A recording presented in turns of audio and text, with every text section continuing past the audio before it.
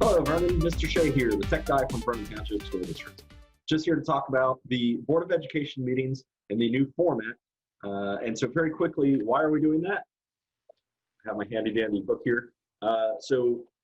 For November 17th, the Department of Community Affairs and Division of Local Government Services passed new law, NJAC 539-1, the Emergency Remote Meeting Protocol for local public bodies. So to comply with that, and the Board of Ed has talked about this at meetings, you can certainly go back and watch those videos. And I'll include the link down in the show notes if you're really intrigued and want to read 7 pages about laws for civil and local governments.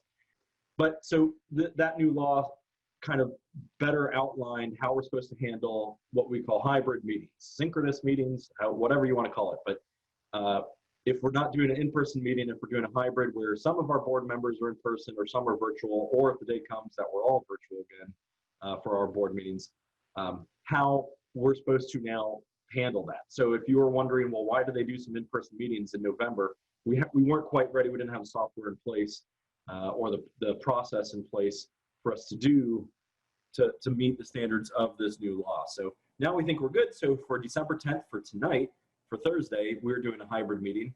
And so here is what will take effect. First, we will still live stream to YouTube. We've been live streaming to YouTube for more than 2 years now. We were way ahead of the curve on that. In fact, last year, I went and did a presentation at the school boards convention to teach other school districts how to stream live to YouTube for public board meetings. So we've always kind of been ahead there, and we're still going to do that. So you'll still be able to catch our live stream on YouTube the way you always did. And that link is on our website. I'm going to show you that in just a second.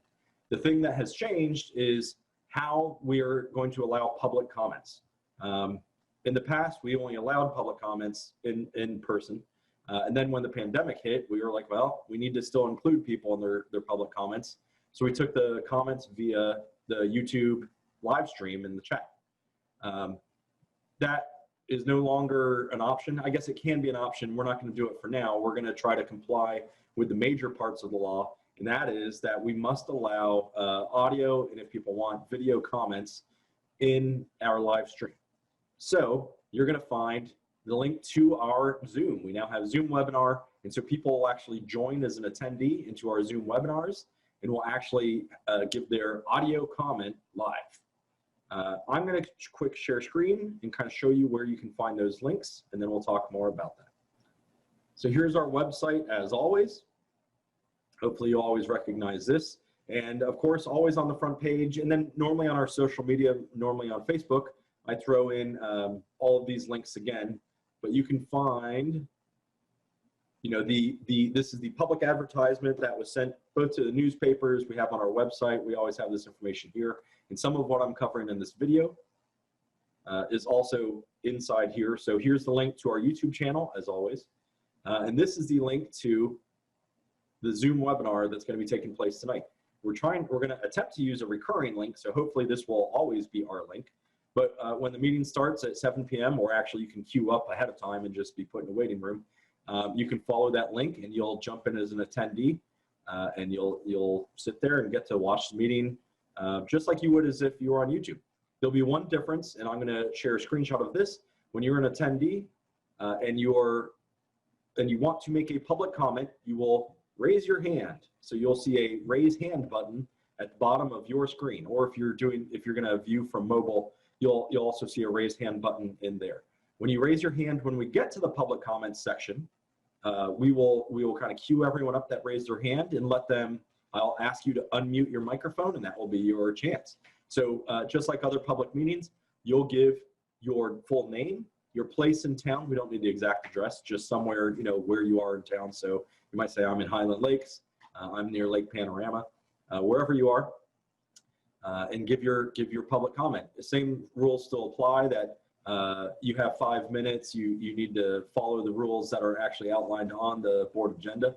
In case you are looking for that, and I'm still sharing my screen, this is our Board of Ed page on our website. You can always just click right up here, Board of Education, and come here. This lovely graphic is also the link to our live streams on YouTube. On the left side here, we have agendas and minutes, so you can always find the agendas yourself. I normally try to include the agendas in the chat, So I will try to do that so people have it, or I'll include it in the YouTube description. We are still in 2020 for now, so if you drill down, this takes you to all the different folders, and you can keep drilling down to find the agenda that you want. Also on the left, you can see a list of all of our meeting times. We're going to be posting the new meetings shortly as we are starting a new year. And also over here on the left, you can find our video archive, and we store everything. So if you want to go back and watch any of these meetings in their glory, they are all here. So again, when we get to the public comments section of our Zoom meetings, you will raise your hand and then we'll ask you to unmute. So hopefully you're familiar with Zoom. And the bottom left is the controls of your microphone, your speakers, and your video. I think to start, we're only going to start with people unmuting and have audio. If people really want to do their video, we can work on that as well. We'll have the capability. I don't know if people really want to show video when they're sitting at home or wherever you may be.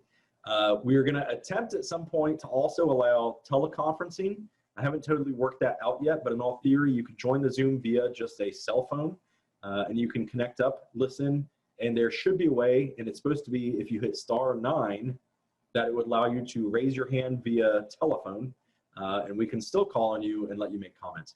I haven't worked that out 100% yet, and if you have a modern day cell phone, I think you'd probably want to just join via Zoom anyways and not join via telephone. So, but we're going to try at some point to make that an option. And then last but not least, and again, this is part of the NJAC 539-1 law, we also have to allow email comments. So we've made a new email, and I will include it below, and it is publiccomments@vtsd.com.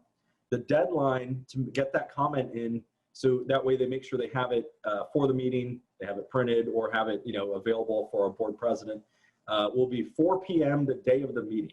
So for today's meeting, by 4 p.m. you would need to email publiccomments@vtsd.com with your comments. Same rules still apply. So we need your full name, place in town, and your comments, and that will be read onto the record.